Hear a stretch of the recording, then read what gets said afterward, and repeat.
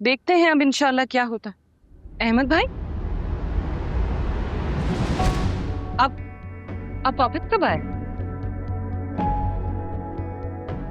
मैं जानती हूँ नाराजगी आपका हक है, लेकिन एक बार पूछ लेने से आपकी ईगो हर्ट नहीं होगी। Excuse me.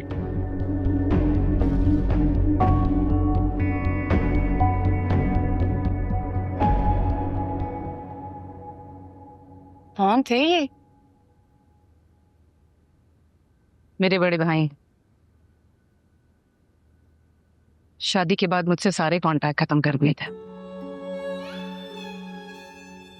बहुत नफरत करते हैं मुझसे।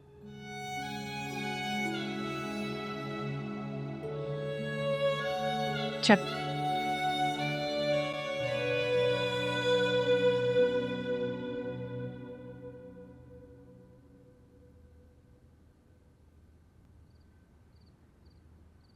Thank you for coming. आप क्या हर किसी को हर वक्त थैंक यू ही बोलते रहते हैं? नहीं, सबको नहीं, बस आप स्पेशल हैं इसलिए आपसे कह रहा हूँ। वाह, थैंक यू। ओ, आप शर्माती भी हैं। नहीं तो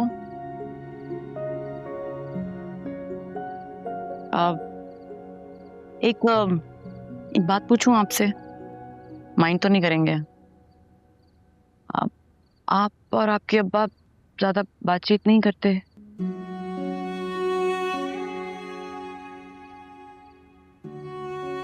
एक्चुअली हमारे पास बात करने के लिए कुछ ज्यादा है नहीं। क्यों, कोई नाराजगी है आप दोनों के दरमियान? नाराजगी भी उनसे होती है जिनसे कोई ताल्लुक हो। एक्चुअली डैड ने बचपन में हमारी रिलेशनशिप पर ज्यादा टाइम नहीं स्पेंड किया, मसरूफ था ना वो। तो बस दादी की गोद में छोड़कर उन्हें लगा कि उन्होंने बाप होने का फर्ज पूरा कर दिया, और तब से दादी मेरी सब कुछ है। माँ, बाप, दोस्त।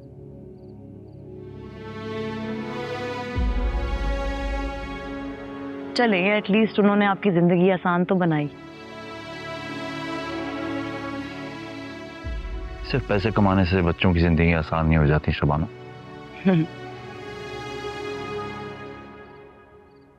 क्या आप नहीं, आपका प्रिविलेज बोल रहा है?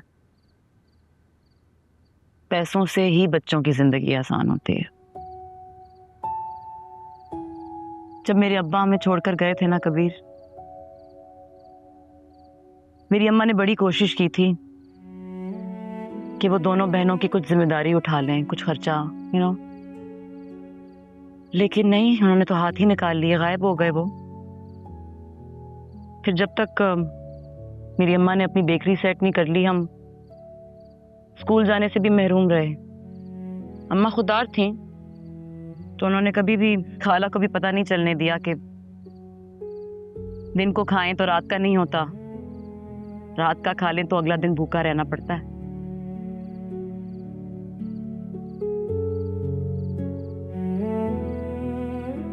दूसरों की स्ट्रगल्स के बारे में सुन के लगता है कि अपने मसले बहुत मामूली हैं।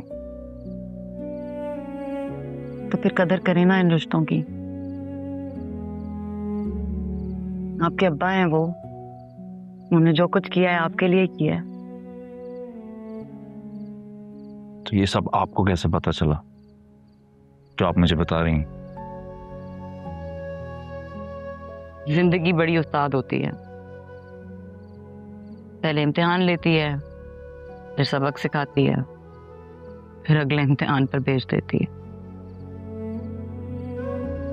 और उस लिहाज से तो आपने पीएचडी कर लिया है। शायद। देखिए कबीर, जिंदगी में सब कुछ हमारे मुताबिक नहीं हो सकता, ना ही हम सब कुछ हासिल कर सकते हैं।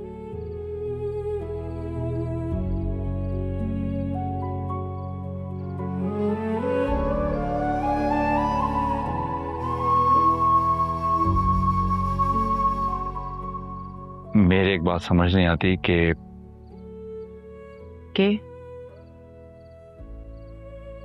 ऐसा कैसे हो सकता है कि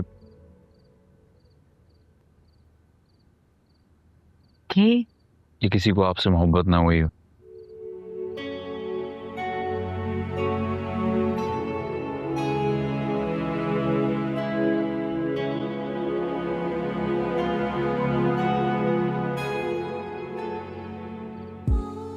आपको तो हो गई है ना? अरे वाह, आप तो शर्माते भी हैं।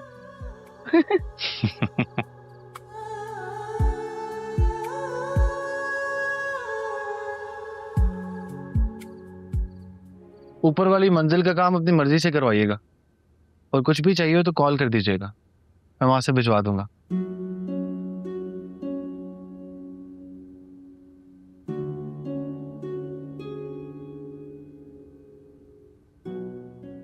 और आप अम्मा दुआ कीजिएगा। मैं वहां से निकला था तो पहचान खोकर यहां आया था। वहां से मेरी खोई हुई पहचान ढूंढ कर वापस ले आ। समझना तूने औलाद होने का हक अदा कर दिया। तुम ही तो थे मेरी औलाद, मेरे सामने, मेरी आंखों की ठंडक, दिल का सुकून। अब तुम भी छोड़कर जा रहे हो मुझे। वो क्यों रही है? रोना धोना बंद कीजिए, खैर से जाने दे इसे कराची। मैंने जलाल से बात कर ली है, समझा दिया उसे उसी के साथ रहना। ज्यादा इधर उधर होने की या किसी पर भी एतवार करने की कोई जरूरत नहीं है। अब्बा मैं कुछ इंतजाम कर लेता। जलाल भाई की बीवी को तो जानते हैं आप। क्यों? अगर वो उसका शौहर है ना तो तुम्हारा भाई है। धड़ल्ले से रहना वहां जाकर। आखिर को वो इतना बड़ा आदमी माँ बाप की मेहनत से ही बना है, और अगर वो कुछ कहे तो फिर मुझसे बात कराना, मैं अपने अल्फाज में समझा दूंगी उसे। अच्छा ना, गुस्सा नहीं करें। अब मैं जाऊं? बावले भाई, ओ बावले भाई, अरे बावले अस्सलाम वालेकुम। वालेकुम अस्सलाम। बावले भाई वो गाड़ी का टाइम हो गया ना, चले? वो केक भी निकलवाना है, मैं सामान रखवाता हूँ। केक? केक किस खुशी में? वो यूट्यूबर है ना सादी भाई, उन्होंने हमारी बेकरी से बिस्किट और केक खाए थे, उन्हें बहुत पसंद आए, तो उनकी दोस्त की सालगिरह पे उन्होंने कुछ केक्स मंगवाए हैं।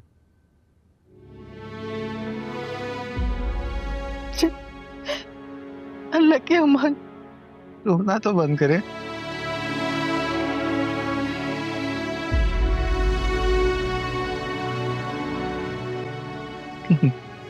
रोना बंद करे।